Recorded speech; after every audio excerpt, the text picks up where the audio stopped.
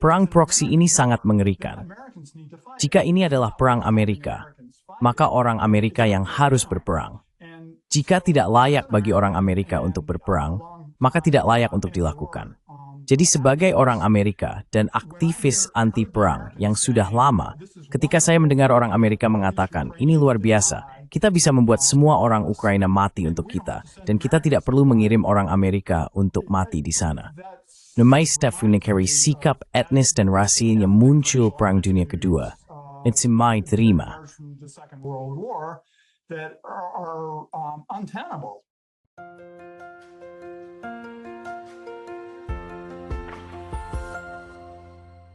Hello everybody, this is Pascal from Neutrality Studies and... Halo semuanya, ini Pascal dari Neutrality Studies, dan hari ini saya berbicara dengan Rob Urey, seorang seniman dan ekonom politik.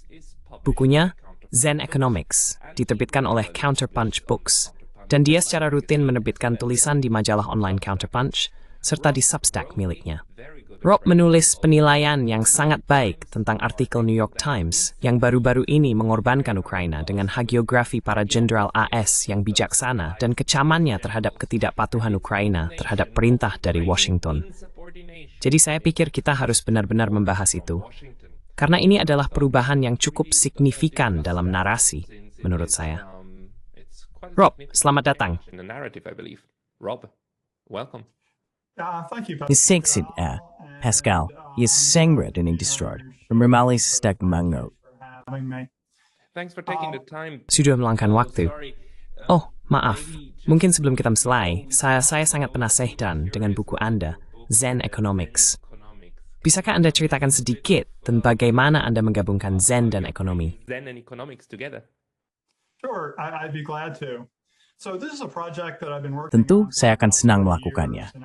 Jadi, ini adalah proyek yang telah saya kerjakan selama sekitar 30 tahun, dan akhirnya saya bisa meluangkan waktu untuk menulisnya. Latar belakang saya adalah dalam bidang ekonomi dan filsafat. Saya telah mempelajari filsafat ilmu, sejarah ilmu, dan menghabiskan cukup banyak waktu dengan metode ilmiah.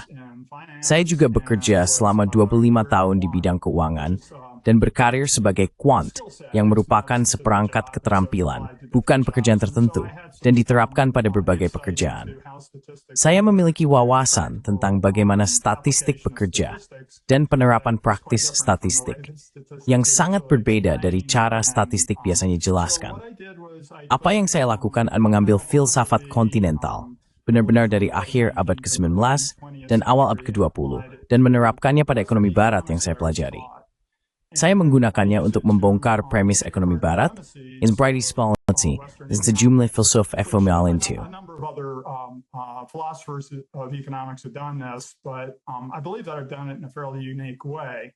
Namun, saya percaya bahwa saya telah melakukannya dengan cara yang cukup unik. Saya memberikan sejumlah contoh konkret tentang bagaimana ekonomi bekerja dan kemudian tantangan intelektual terhadap premis statistik.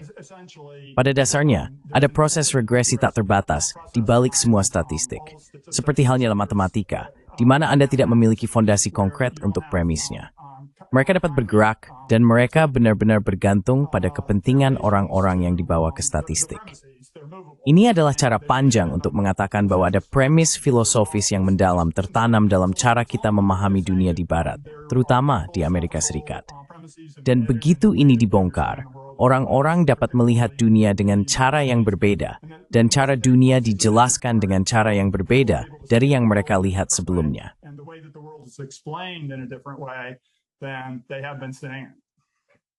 I have always been fascinated by the trick. Saya selalu terpesona oleh trik yang berhasil dilakukan oleh ekonomi akademis modern. Ini pada dasarnya adalah satu-satunya subjek dalam ilmu humaniora, satu-satunya ilmu perilaku yang berhasil menjauhkan diri dan berpura-pura bahwa itu adalah fisika. Saya merasa itu cukup menarik karena banyak fondasinya sebenarnya sangat dogmatis. Misalnya asumsi bahwa pelaku ekonomi memiliki pandangan ke depan yang sempurna. Itu agak konyol, tetapi itu adalah aksioma. Jadi, with premis inis, M4. So you look at this kind of premises?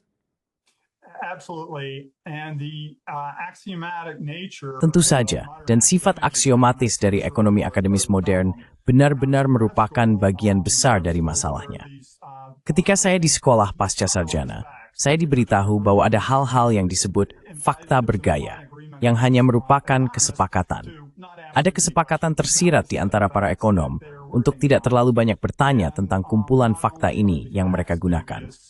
Dan tidak hanya fakta-fakta tersebut meragukan pada dasarnya, saya telah menelusuri kembali makalah akademis ke tahun 1970-an dan revolusi neoliberal yang dimulai pada tahun 1970-an. Metodologi digunakan benar-benar sebagai penutup untuk fondasi yang cukup tipis. Begitu premis ekonomi akademis modern dijelaskan kepada orang biasa, orang yang belum melalui proses pendidikan, mereka tampak konyol karena, dan saya minta maaf untuk mengatakan ini, memang demikian. And I'm sorry to say this, they are. There are premises about what it means to be human that are Ada premis tentang apa artinya menjadi manusia yang sangat dipertanyakan. Ada kerangka individu versus masyarakat yang memberikan perspektif politik tertentu pada ekonomi barat yang sepenuhnya disangkal oleh ekonom barat. Mereka mengatakan bahwa mereka adalah empiris, banyak yang melakukannya. Namun, ada landasan filosofis konkret yang tersembunyi oleh ekonomi modern. Begitu metode di satu sisi didekati dan konten di sisi lain didekati, keduanya tidak masuk akal. Mas pius tenyenyu bekerur tunval in mustes, stegrat suath hiniatamat berekonomi Zen. And it's one of the major findings of Zen economics. This is something that maybe also leads us into the discussion that I want to Ini adalah sesuatu yang mungkin juga membawa kita ke dalam diskusi yang ingin saya lakukan hari ini, yaitu tentang ideologi dan ideologi yang tertanam. Ekonomi adalah contoh yang bagus, karena mahasiswa mengambil kelas-kelas ini di ribuan universitas. Tidak hanya di S, tetapi juga di Eropa, Jepang, dan seterusnya. Mereka mengambil kelas ekonomi 1-1, mikro 1-1, makro 1-1, dan mereka tidak pernah diberitahu bahwa apa yang sebenarnya diajarkan bukanlah ekonomi secara umum. Itu hanya satu aliran pemikiran dalam sejarah pemikiran ekonomi. Ini adalah teori ekonomi neoliberal, neoklasik. Mereka bahkan tidak diajarkan bahwa inilah yang sebenarnya. Saya hanya khawatir tentang berapa banyak contoh dalam pembelajaran skolastik. Kita memiliki momen-momen ketika sebenarnya yang kita ajarkan adalah ideologi, dan bukan pendekatan holistik terhadap seluruh subjek, yang kemudian masuk ke dalam pandangan ideologis yang kita temukan di surat kabar berulang kali. Apakah Anda juga sependapat dengan penilaian itu? share that assessment too. I really do. And the older I get and the more Saya benar-benar melakukannya. Dan semakin tua saya, dan semakin banyak waktu yang saya habiskan untuk membaca filsafat dan ekonomi dan sebagainya, semakin yakin saya bahwa itu adalah penanaman dan indoktrinasi ke dalam ideologi. Prinsip-prinsip ekonomi neoklasik adalah ideologi kapitalis yang jelas. Anda menyebutkan fisika sebelumnya. Fisika berasal dari akhir abad ke-19, awal abad ke-20 ketika model fisika diadopsi oleh sebagian besar ekonom Amerika. Mereka mengkonten dan berekening angayu lebih sama, mereka using beritipe, sedang menghadapi kedval fisika ini, komputer itu produk in the scene, dan menciptakan teori, metode sains. product and created a theory, a method out of that. But at its base, Namun pada dasarnya ini adalah ideologi kapitalis. Dan yang saya maksud dengan itu adalah bahwa ini adalah premis tentang bagaimana masyarakat diorganisir dan bagaimana orang bertindak di dunia yang memiliki akar ideologis yang sangat spesifik. Misalnya, Marxisme dan Marxisme-Leninisme memiliki pandangan sosial, sedangkan ekonomi neoklasik memiliki pandangan individual. 400 upaya untuk menciptakan apa yang disebut mikrofondasi untuk ekonomi neoklasik tidak berhasil. Ada alasan disebut unithiar. Ini menghambat furub sangat bergrowth. because that's not how societies are. I mean, I'm laughing just because, like, you know, this. Saya tertawa karena pandangan mikrofondasi ini membangun premisnya sepenuhnya pada gagasan bahwa jika kita dapat mereduksi segalanya menjadi interaksi kecil, cara setiap orang berinteraksi, kita dapat membangun model makroekonomi yang akan secara akurat memprediksi masa depan. Dan kemudian semua orang bertanya-tanya, Mengapa tidak bekerja seperti yang seharusnya? Seperti karena bukan begitu cara kerja manusia. Mereka tidak memiliki pandangan ke depan yang sempurna, dan ada banyak hal lain yang tidak mereka miliki.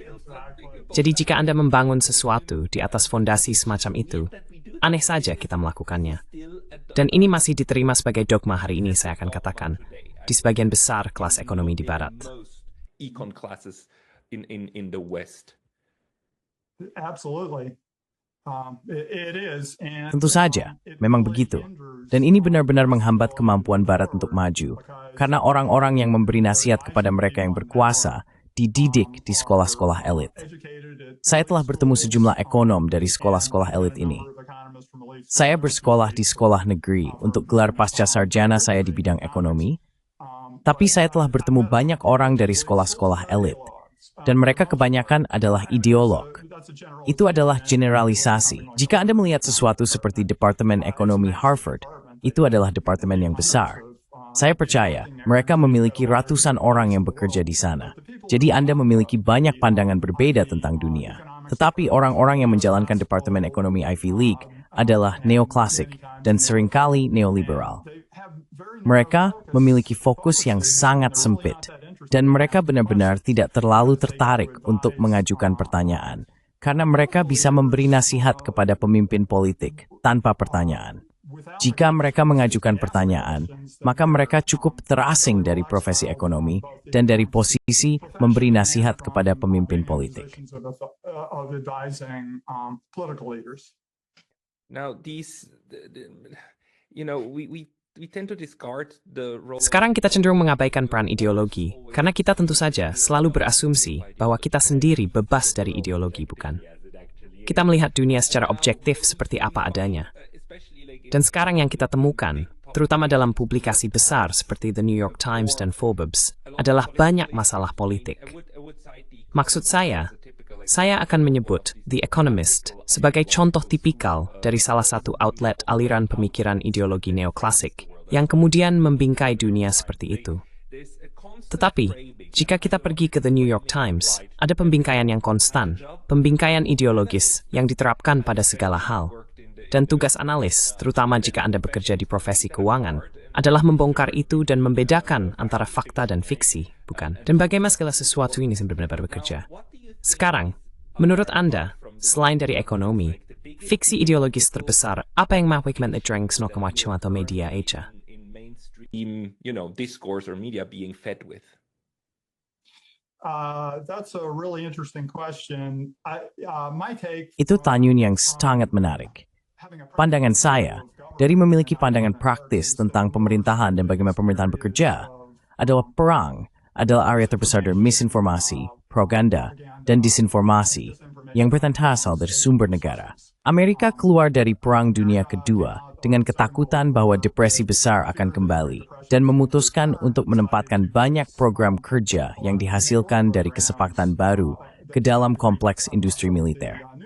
Sayangnya, ini menyebabkan, seperti yang dikatakan Eisenhower, pertumbuhan kompleks industri militer. Eisenhower put it, the growth of the military-industrial complex, but really we're seeing in the United States right now, and I would suggest. Tapi sebenarnya, apa yang kita lihat di Amerika Serikat saat ini, dan saya akan menyarankan bahwa ini menyebar ke Eropa seperti virus, adalah ketergantungan atau ketergantungan sukarela yang diciptakan melebihi apa yang sudah ada untuk memfokuskan ekonomi Barat pada produksi militer. Jadi, kita memiliki dasar konkret, dasar material dari mana kepentingan kompleks industri militer dan katakanlah dana ekuitas swasta yang memiliki banyak kompleks industri militer menyebar.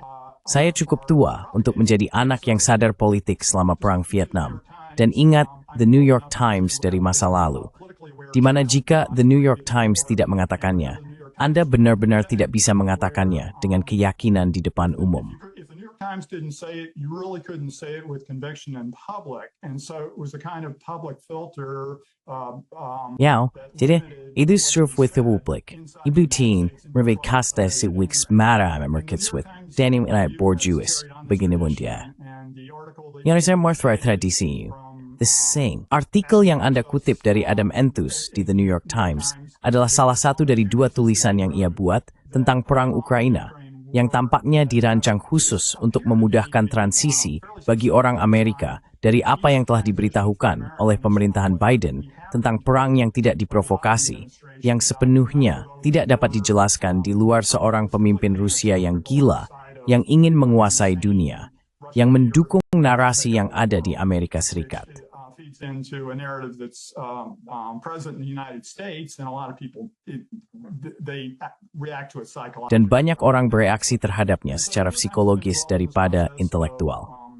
The New York Times telah terlibat dalam proses pelaporan tentang perang dan militer dengan cara yang mendukung narasi negara, dan Times telah melakukan ini selama beberapa tahun. Artikel-artikel Enthus terbagi menjadi dua bagian. Adam Enthus menulis bagian pertama tentang pergerakan CIA ke Ukraina setelah Maidan, hingga ada 20 fasilitas CIA yang berada tepat di perbatasan Rusia. Manavai semua profesional provokasi bilik penting orang yang dirthui CIA. To most people who know the history of the CIA, and the current piece that I just wrote about takes the... Dan bagian yang baru saja saya tulis tentang mengambil perang dari awal teoretisnya, dari kerangka bagian kedua. Saya minta maaf karena begitu samar di sana, tetapi penulis menggunakan ketidakjelasan dan banyak informasi untuk saya percaya menyembunyikan beberapa maksud dari bagian tersebut. Bagian saat ini, tampaknya bagi saya, ya, argumen dasarnya adalah bahwa, pertama, Amerika Serikat telah terlibat lebih langsung dalam pengelolaan sehari-hari perang di Ukraina daripada yang sebelumnya diketahui, terutama di Amerika Serikat, di mana kita mendapatkan informasi yang paling buruk. Saya percaya bahwa orang-orang di luar Amerika Serikat tidak memahami seberapa serius ini telah menjadi.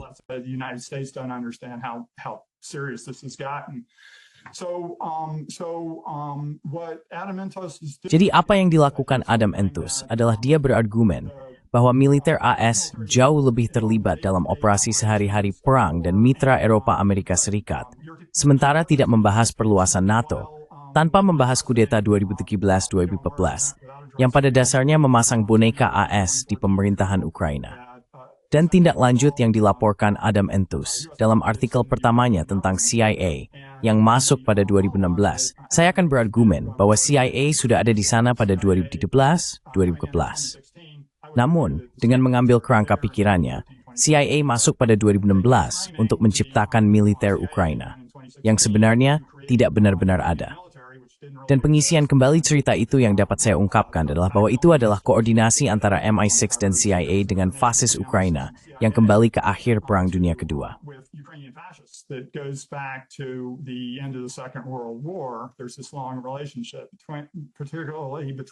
Ada hubungan yang panjang, terutama antara Inggris dan fasis Ukraina. Dan ini terwujud dalam kudeta Maidan, revolusi, apapun yang Anda pilih untuk menyebutnya. Ada seorang pria yang sangat menarik dari Kanada, Profesor Kachanovsky, yang telah menulis tentang salah satu peristiwa penting dari kudeta Maidan. Dan itu adalah penembakan oleh apa yang ternyata adalah fasis Ukraina terhadap para pengunjuk rasa Ukraina, yang disalahkan pada pemerintah Yanukovych. Yanukovych sebagai king these were stay are running through den in den for Mamfels. And a new government was put into power in Ukraine. And so a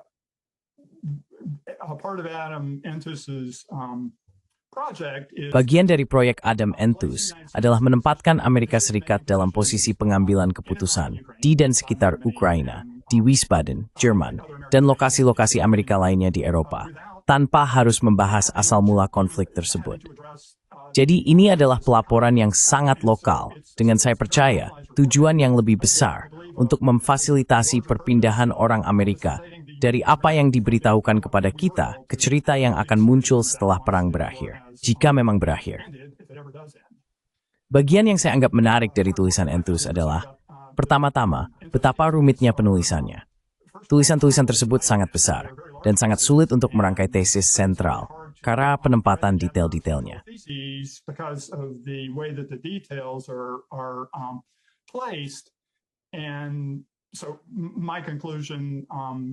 Jadi kesimpulan saya bahwa ini sebagian untuk menyembunyikan isu-isu yang lebih besar yang dipertaruhkan. Sumber-sumber Enthus cukup menarik. Dalam artikel saat ini, dia menyebutkan di bagian atas artikel 300 wawancara dengan personel militer yang baik dan bagus. Di bagian bawah artikel, dia menyebutkan, maafkan saya di sini, American Enterprise Institute, yang merupakan lembaga think tank Amerika yang ramah bisnis yang menulis undang-undang sayap kanan untuk diserahkan ke kaum sayap kanan di Amerika Serikat untuk disahkan. Ini adalah organisasi politik dengan hubungan kuat dengan sayap kanan. Dan yang lainnya adalah, maka sini. Right-wing ties, and the other is, forgive me here, I want to get it right. Saya ingin melakukannya dengan benar. Institute for the Study of War, yang didirikan oleh ipar perempuan Robert Kagan, seorang neokonservatif Amerika terkemuka. Dan saya tidak bermaksud membuat klaim bersalah karena asosiasi di sini, tetapi dia adalah pendukung antusias ideologi Robert Kagan. Dia adalah seorang neokonservatif sejati, dan dia bangga akan hal itu. Jadi tidak ada gunanya menyembunyikannya. Inilah dua think disebut teror entus bagi menetikel. Yovita cukup menconses. Afirma kerma, ia mengutip penelitian insik.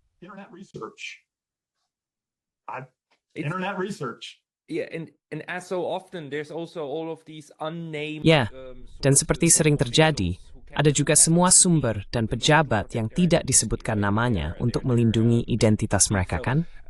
Dan kemampuan mereka untuk berbicara. Jadi maksud saya hal yang menarik adalah tentu saja bahwa kedua artikel ini, satu dari tahun 2024 dan kemudian satu lagi hampir tepat setahun kemudian, 25 Maret, diterbitkan di New York Times.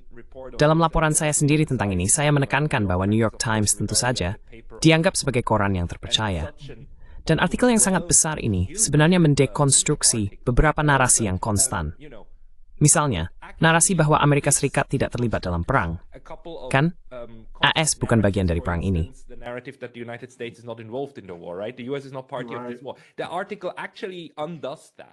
Artikel itu sebenarnya membatalkan hal tersebut. Dan itu bukan berarti bahwa penulisnya atau New York Times sedang memberi kita keuntungan. Maksud saya, ini mencoba menurut saya, seperti yang Anda katakan, secara naratif beralih ke sesuatu yang baru untuk dibanggakan. Bangga karena tidak terlibat, tetapi melakukan segalanya untuk Ukraina, untuk membantu mereka menang. Menjadi bangga karena telah mengetahui sejak awal bahwa itu akan sulit dan telah terlibat sejak awal, dan berada di garis depan pertahanan. Tetapi bahwa ini terjadi sekarang, tentu saja menarik, bukan? Sekarang, siapapun dari kita yang memiliki akses ke sumber selain The New York Times, menyadari bahwa perang ini kalah. Ini sudah berakhir. Pertanyaannya adalah, seberapa parah kekalahan ini pada titik ini? Tetapi bukan apa ini sudah berakhir.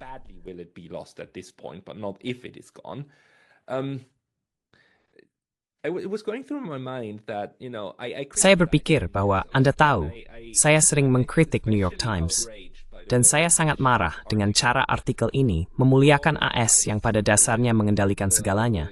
Dan Anda tahu bagaimana orang Ukraina tidak cukup banyak berkorban. Mereka tidak cukup banyak mati. Mereka tidak cukup bersedia untuk benar-benar melaksanakan rencana-rencana konyol ini, dan oleh karena itu tidak berhasil. Saya cukup muak dengan poin itu. Tetapi di sisi lain, itu terlintas dalam pikiran saya. Maksud saya, bisakah dia menulis artikel ini dengan cara yang berbeda dan tetap menerbitkannya? Bagaimana jika dia sebenarnya ingin merusak narasi saat ini? Dan ini adalah batas terjauh yang bisa dia capai dalam jaringan propaganda, kan? Untuk memberikan sedikit pencerahan. Karena sebenarnya, artikel tersebut memang memberikan sedikit pencerahan, bukan?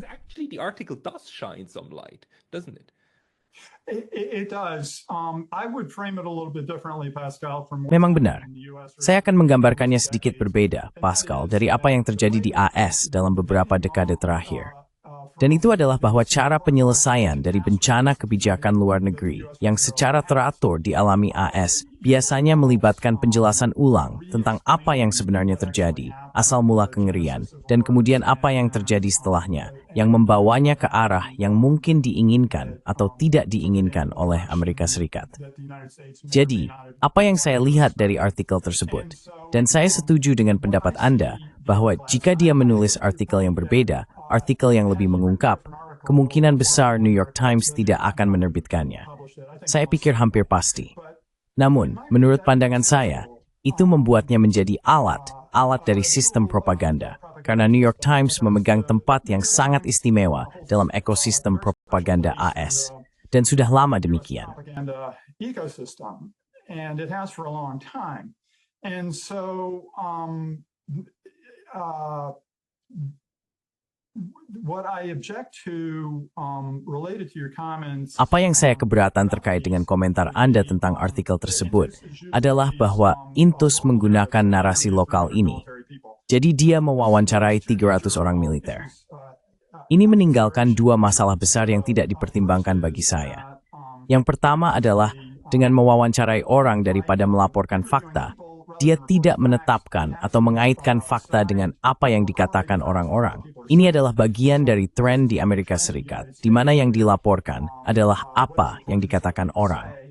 Oleh karena itu, jika Anda melihat apa yang telah dikatakan tentang perang di Ukraina, ini menjelaskan mengapa tidak ada orang di Amerika Serikat yang tahu apa-apa tentang kebenaran dari apa yang sebenarnya terjadi di sana. Poin lainnya adalah mengingat tempat khusus dalam ekosistem propaganda AS yang diwakili oleh New York Times. Hanya bisa menjadi seorang fungsionaris di sana tidaklah cukup baik. Misalnya, Chris Hedges, yang merupakan komentator populer di internet di Amerika Serikat, dan dulu memiliki acara di RT dan sebagainya.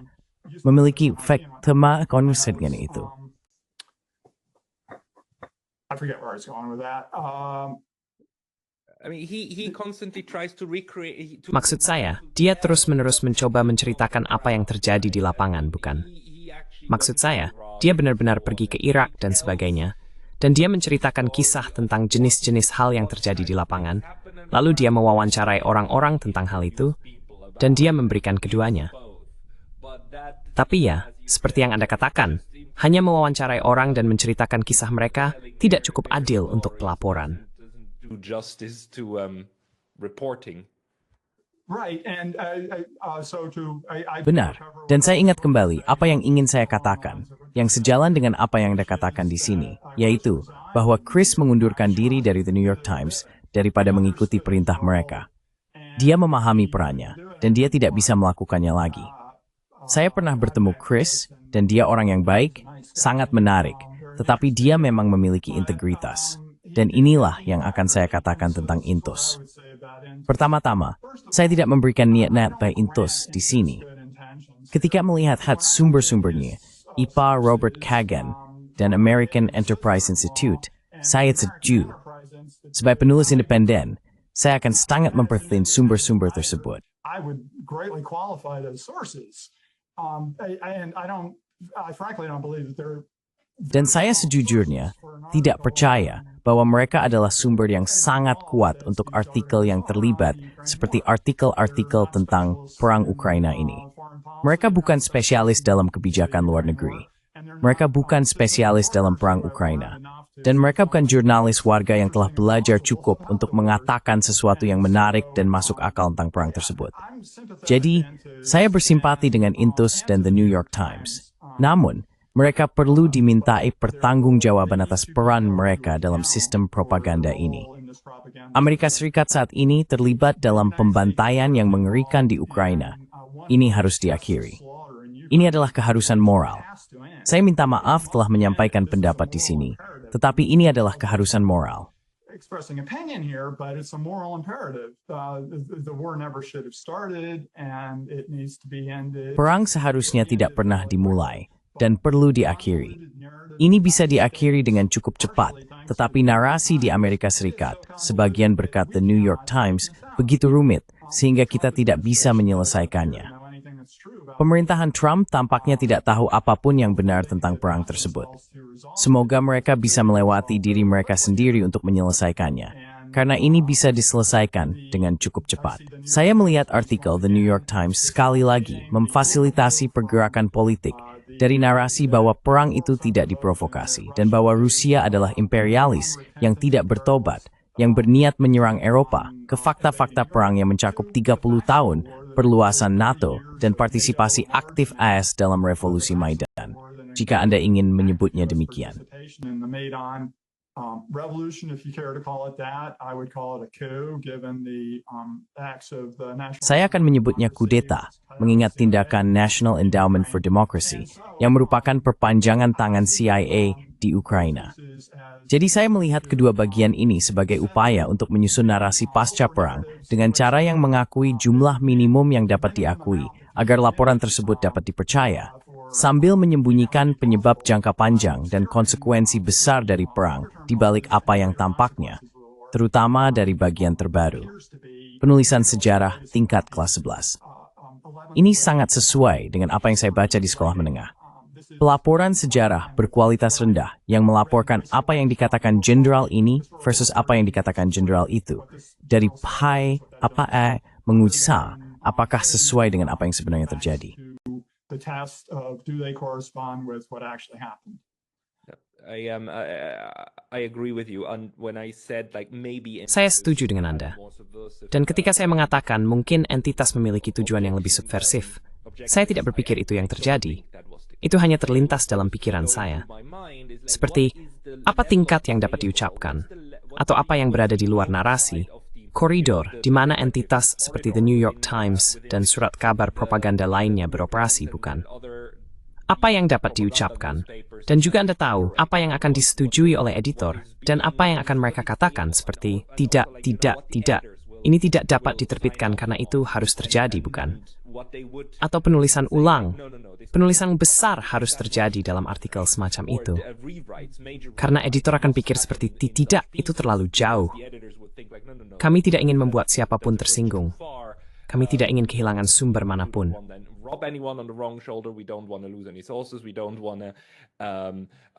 Kami tidak ingin melakukannya. Secara umum, kami akan terlihat konyol jika kami menulis itu, bukan?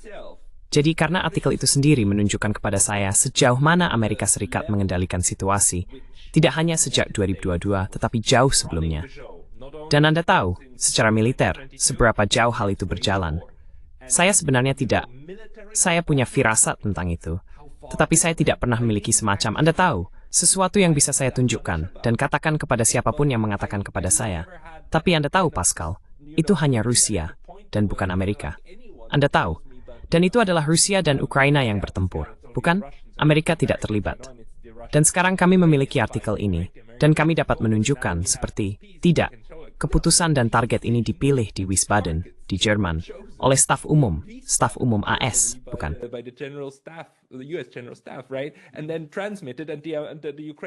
Dan kemudian ditransmisikan, dan orang-orang Ukraina mengeksekusi, benar? Ini adalah tingkat detail yang menakjubkan, terutama karena narasi awal AS adalah bahwa kita tidak terlibat. Maksud saya, kita bukan pihak dalam perang. Kita mendukung, tetapi kita bukan pihak dalam perang tersebut. Dan kedua, saat ini bahkan sekarang, narasi utama adalah bahwa Amerika Serikat adalah pihak ketiga, kan? Mencoba membantu menjadi penengah yang dibangun di atas narasi sebelumnya. Meskipun kita sekarang tahu The Washington berbicara dengan Moskow, mereka adalah aktor utama, kan? Mereka adalah entitas perang tingkat atas. Ukraina hanya cuma mitra pelaksana. Jadi itulah yang diheki artikel tersebut secara rinci.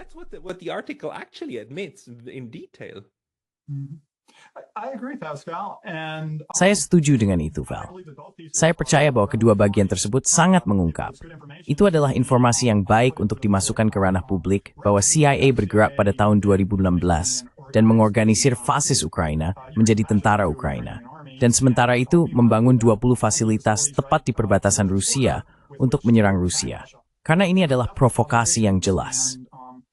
Tanpa demonisasi.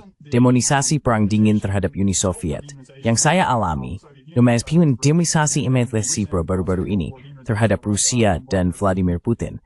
Cara orang Amerika mendengar poin-poin ini condong ke pemahaman perang dingin tentang hubungan AS Rusia, AS Uni Soviet di sini.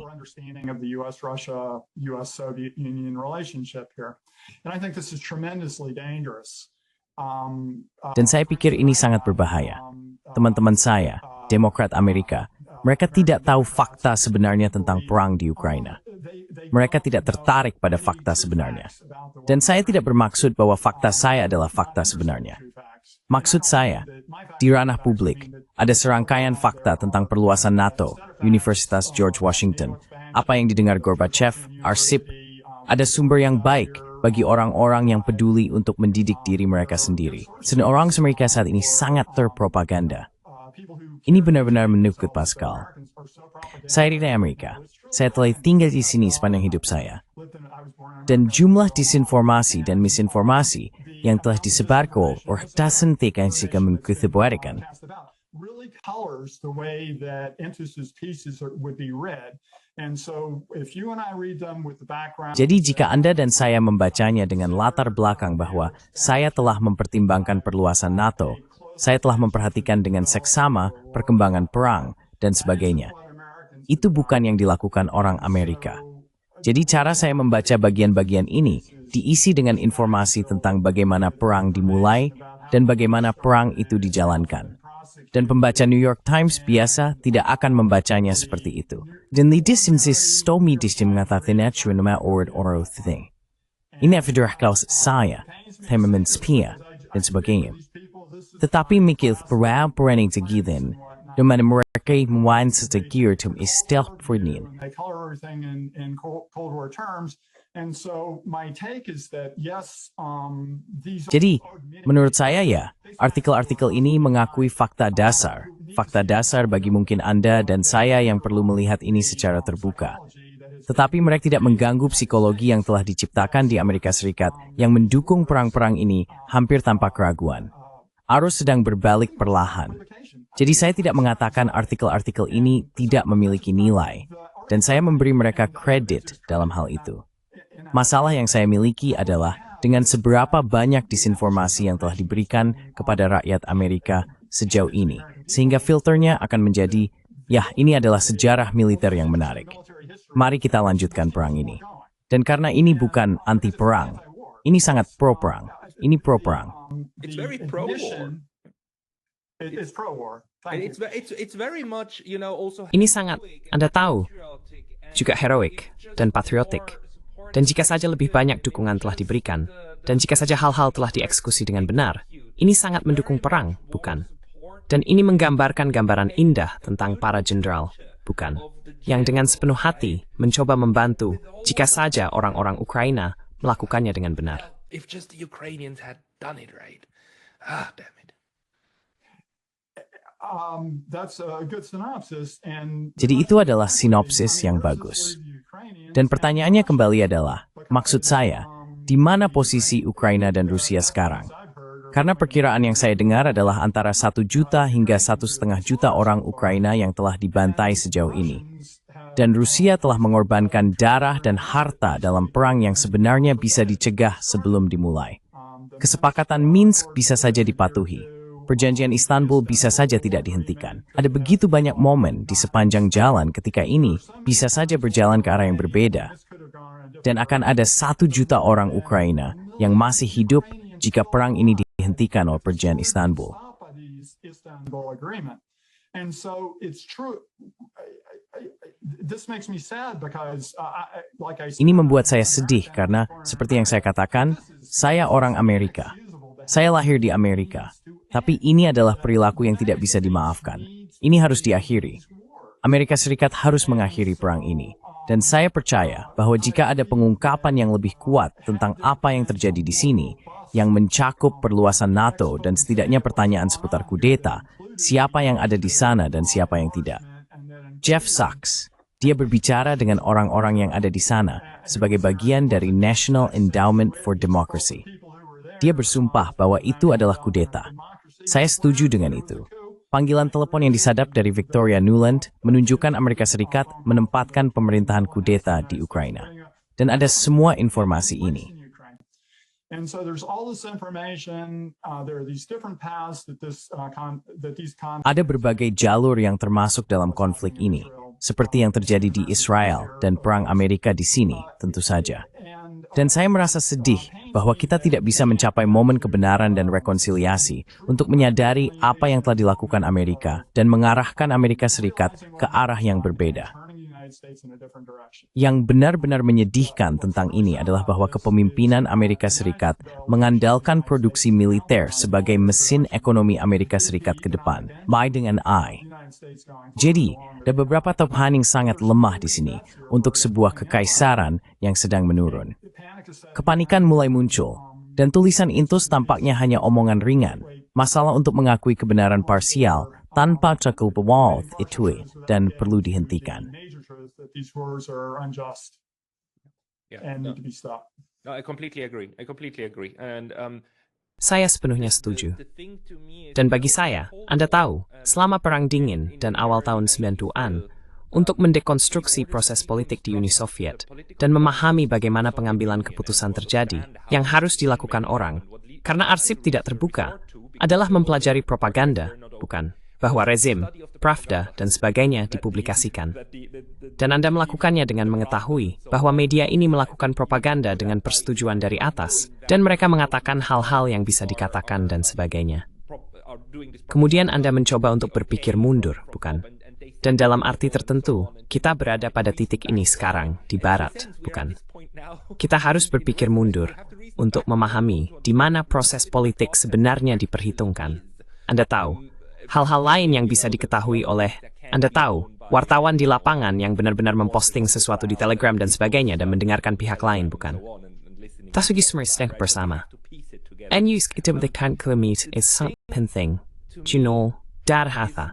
we used a very important sentence, and that's blood and treasure. And blood and treasure is like a very American way of Dan darah dan harta adalah cara yang sangat Amerika untuk memahami apa biaya perang itu. Tapi bagi saya, bukankah perang Ukraina dan beberapa perang lainnya, terutama perang Ukraina, adalah puncak dari AS yang telah belajar bagaimana menggunakan harta di dalam ekonominya sendiri untuk mendukung ekonominya sendiri dan tidak mengorbankan darah, 0 tetes darah Amerika, untuk berperang.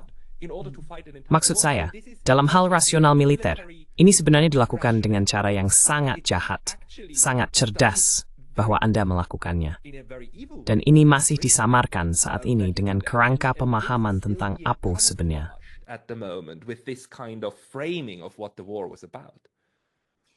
Absolutely. Tentu saja. Salah satu tulisan pertama yang saya buat setelah dimulainya perang menyarankan agar Amerika Serikat segera memulai wajib militer dan mengirimkan orang Amerika ke medan perang. Tujuan saya bukan untuk mengirim pasukan Amerika ke Ukraina dan melawan Rusia.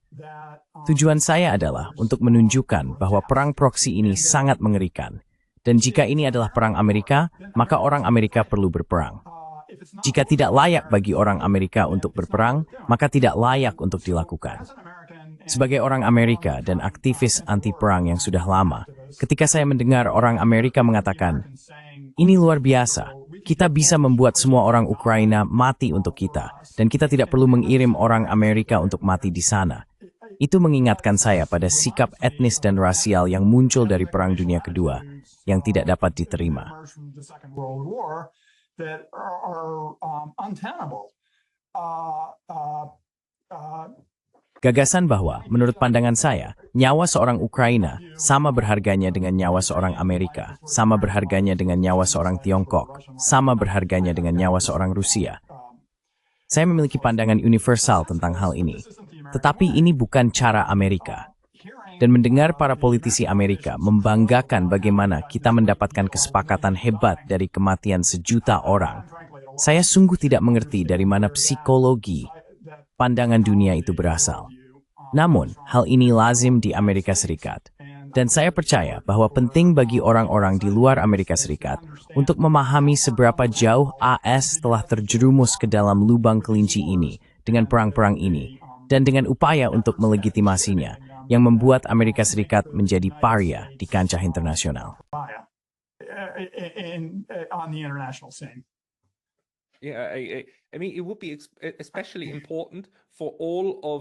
Akan sangat penting bagi semua sekutu AS untuk memahami bagaimana mereka dipandang oleh Washington.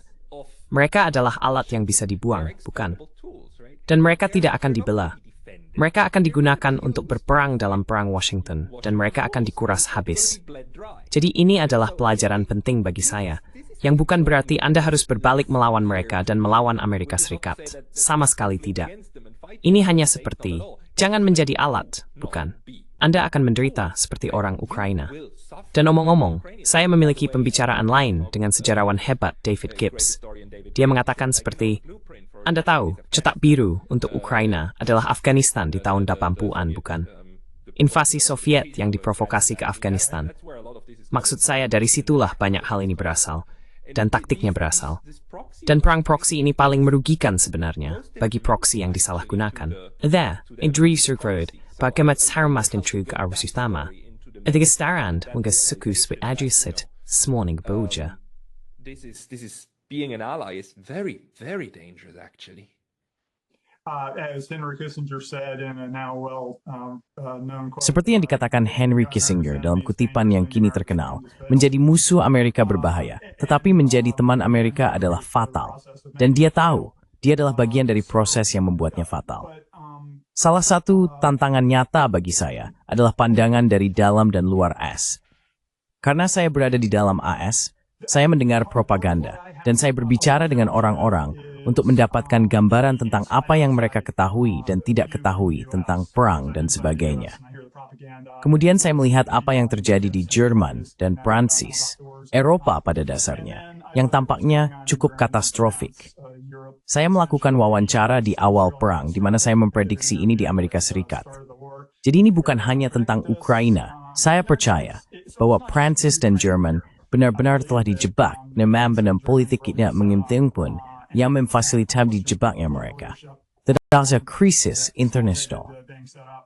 but that this is an international crisis, and one of the problems with starting these types of wars is. Dan salah satu masalah dengan memulai jenis perang ini adalah tidak ada cara untuk melihat ke arah mana mereka akan bergerak setelah dimulai. Jadi misalnya, jika Donald Trump tidak bisa benar-benar menghentikan perang di Ukraina ini, maka perang itu akan berlanjut. Dan untuk apa? Tidak ada tujuan baik bagi Amerika Serikat untuk melanjutkannya. Tidak ada mau buat baik bukporu disebut support. Dan nat itu perisip testing dengan Amerika Serikat dalam membuat thang. Sumaikroik ninuth akhiri. Renun, Amerika Serikat menciptakan perang bat ini, di mana seseorang mau mengambil risiko politik untuk mengakhirinya.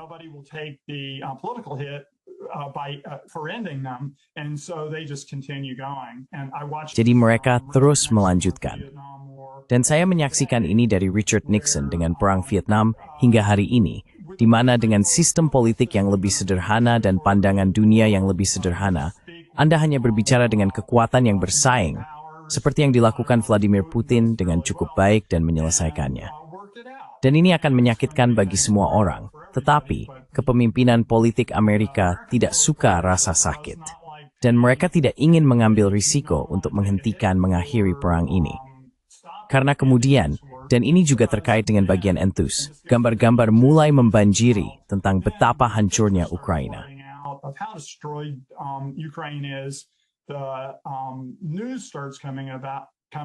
Berita mulai muncul tentang Ukraina, betapa mengerikannya kekerasan yang terjadi, seberapa banyak yang telah dihancurkan, dan itu mengubah pandangan tentang perang. Jadi ada insentif bagi para politisi untuk terus melanjutkannya. Pandangan saya tentang perang Ukraina, seperti yang saya tulis dalam Perdamaian, adalah bahwa pemerintahan Trump menginginkan perang di Asia Barat, dan mereka sedang mengonsolidasikan kekuatan militer, persediaan, dan material untuk mendorong hal itu. Namun kedua upaya ini perlu segera diakhiri demi kebaikan dunia, dan mereka sedang proses mengambil kehidupan di luar kendali Amerika Serikat. Yeah, I agree again completely. It's just the question is how Ya, do you end that? saya setuju sepenuhnya. After all of this- Pertanyaannya adalah bagaimana Anda mengakhirinya? Karena menurut saya, setelah semua diskusi ini, politisi seperti Donald Trump dan Joe Biden dan lainnya sebenarnya hanyalah bagian dari seluruh sistem yang sekarang sangat pandai memproduksi perang. Dan, Anda tahu, mantan komedian Inggris yang sekarang menjadi komentator, siapa namanya? Rambut panjang hitam. Saya tahu siapa yang Anda maksud. Russell Brand. Dia pernah mengatakan kita marry you. Sungguh tidak bisa lihat. Tapi, dia mengantir dan dia menciptakan istilah ini. Anda bisa aglin asing lepas tu, di bulu punggung anjing perang. on the Kutu di bulu punggung anjing perang. in the fur of the back of the dog of war. The flea in the fur of the back of the dog of war. Because the entire thing is a system, right? And you have Karena semuanya adalah sebuah sistem, bukan? Dan Anda memiliki kompleks, militer, industri, kongresional, think tank, media. Anda memiliki kelompok lobby. Anda memiliki skema moneter, bukan? Yang berputar dan menghasilkan struktur insentif ini. Anda memiliki New York Times dan lainnya yang meliput semua ini. Dan kemudian Anda memiliki para politisi yang duduk di sana. Pada dasarnya bukan karena mereka brilian, tetapi karena mereka berhasil naik dan didorong ke posisi ini. Dan sistem telah menentukan semua seperti emisi ini, yang kemudian memberikan kewujudan keynesianisme ekonomi dan ledakan yang membuat dirinya tetap hidup. Which then keeps itself alive. So in a sense, if you want to end then the Jadi dalam arti tertentu, jika Anda ingin mengakhiri perang, yang perlu diubah bukanlah dari luar. Tentu saja, yang perlu diubah adalah sistem di dalamnya. Dan saya bertanya-tanya apakah Donald Trump sebenarnya, bahkan tanpa memahami semua ini pada tingkat tertentu, mulai memahami bahwa masalahnya ada di dalam. Karena salah satu hal yang dia lakukan adalah membongkar USAID. Dan ada lembaga lain yang perlu dibongkar atau diatur. Katakanlah juga bahwa lobby perlu direstrukturisasi secara mendasar untuk mengubah struktur insentif ini. Menurut Anda, lembaga lain apa di dalam AS yang perlu diubah untuk membongkar anjing perang? do you think would need to be changed in order to dismantle the dog of war? Rule by capital needs to be dismantled, and that's Kekuasaan oleh modal perlu dibongkar. Dan itu adalah tugas berat, tidak diragukan lagi. Jadi salah satu pemikiran saya adalah, saya tidak keberatan melihat pasar saham turun cukup banyak. Seperti yang saya katakan sebelumnya, saya bekerja di bidang keuangan, dan nilai wajar untuk pasar saham adalah sekitar setengah dari nilai saat ini. Pasar saham telah berada dalam gelembung selama 30 tahun terakhir, atau gelembung berulang, gelembung dan kehancuran. Dan ini adalah kebijakan Fed, Federal Reserve di Amerika Serikat. Tetapi yang terjadi adalah, 1% orang terkaya dari populasi Amerika memiliki lebih dari setengah pasar saham, dan 10% orang terkaya dari populasi Amerika, yang merupakan banyak orang, memiliki 90%. Jadi salah satu argumen yang telah saya buat selama bertahun-tahun dengan latar belakang saya di bidang ekonomi adalah bahwa kapitalisme finansial adalah mekanisme redistribusi. capitalism is a redistribution mechanism. So banks are given the ability to create money. Di bank, remember the constituent uang di wayipis, kesimbangan di bisa tumal, remember mesim betan terhadap penciptaan uang, dan uang tersebut didistribusikan ke dalam sistem keuangan. Dan ini nih oligarki, 1% memiliki pasar saham. Tisa, kebijakan Federal Reserve di Amerika Serikat diatur untuk dijelaskan sebagai kepentingan luas rakyat Amerika Serikat. Padahal sebenarnya untuk kepentingan beberapa oligarki dan tidak banyak lebih dari itu. Sangat aneh bahwa ada begitu banyak fokus pada pasar saham yang menciptakan gambaran bahwa orang kaya dan miskin memiliki nasib yang serupa, memiliki nasib yang terikat bersama, padahal sebenarnya tidak. Jadi, melibatkan Crow-Oriented bisa Grace Success, bisa menjadi satu stellar yang mungkin. In the United States would be one possible route, and I believe an important one, because as long as Dan saya percaya ini penting, karena selama beberapa lusin orang memiliki semua uang, mereka akan mengendalikan ekonomi politik Barat. Dan inilah yang terjadi sebenarnya. Jadi Donald Trump kemungkinan tidak akan diizinkan mencalonkan diri lagi, dan dia tidak perlu memenangkan pemilihan lain. Dia sudah memiliki $150 dari Miriam Adelson. Saya percaya bahwa dia telah memberinya lebih dari $500 miliar dalam 2 kampanye. Jadi dia bisa mengatakan, Anda tahu, ambil genosida Anda, dan kami tidak akan melakukannya. Kami akan memiliki penyelesaian yang dinegosiasikan. Baru saja membaca berita sebelumnya, Steve Witkoff sebagian membatalkan negosiasi Iran dengan kembali ke program tanpa nuklir. Jadi bolak-balik dalam menyelesaikan masalah Israel, Iran, Asia Barat menjadi rumit tanpa alasan, dan tampaknya menjadi tidak layak. it appears to be made rendered unfeasible. It's being rendered unfeasible. Hopefully that's wrong. It's just a moment. Ini telah menjadi tidak layak. Semoga itu salah. Ini hanya gangguan sementara dalam negosiasi yang sebaliknya berhasil dan menguntungkan kedua belah pihak. Namun, cara pandang saat ini sulit untuk melihat bagaimana, dari perspektif politik Amerika, para politisi akan diberi insentif untuk mengubah arah. Donald Trump datang dengan janji untuk mengakhiri perang, dan dia menjual dirinya sebagai kandidat perdamaian. Sayangnya, nomara memperiksi bahwa pemhadam memulai seperti ini.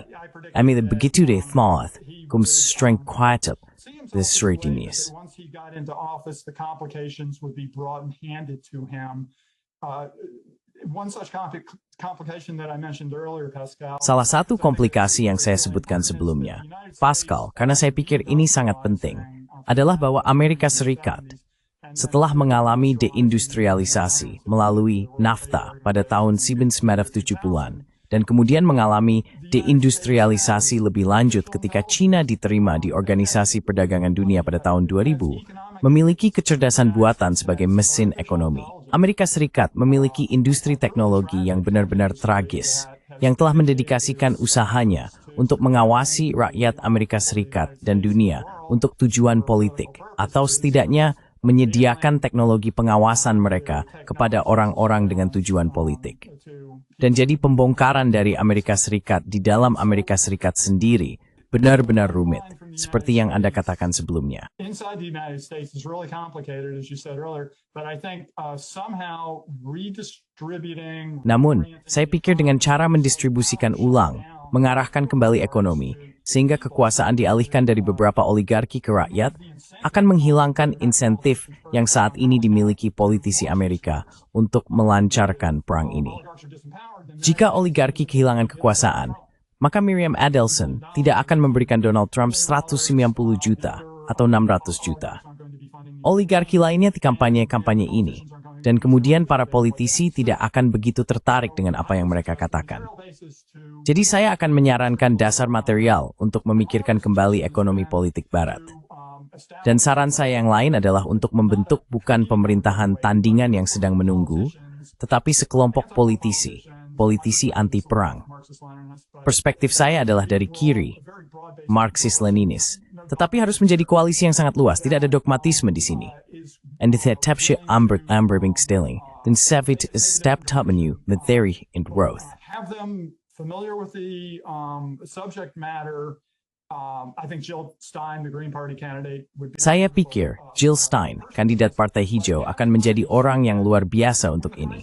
Tetapi siapkan mereka, sehingga ketika krisis yang saya yakini akan datang terjadi, kombinasi dari dunia yang larut dengan cara yang tidak terduga, dan ekonomi yang tidak merespons program-program Mr. Trump seperti yang dia sarankan, saya percaya bahwa akan ada peluang untuk alternatif terhadap pandangan dunia yang ada, yang dapat dibawa ke kekuasaan, dan yang akan memiliki, sebagai kontras dengan pandangan Donald Trump, untuk membuat beberapa oligarki kaya, perspektif populis yang luas, Marxis-Leninis, bagaimanapun Anda ingin menyebutnya, yang memperhatikan kita semua, yang menetapkan tujuannya untuk meratakan kekuatan ekonomi, sehingga politik dapat diturunkan, diratakan, sehingga perang ini dapat diakhiri, dan agar oligarki tidak lagi menguasai Barat.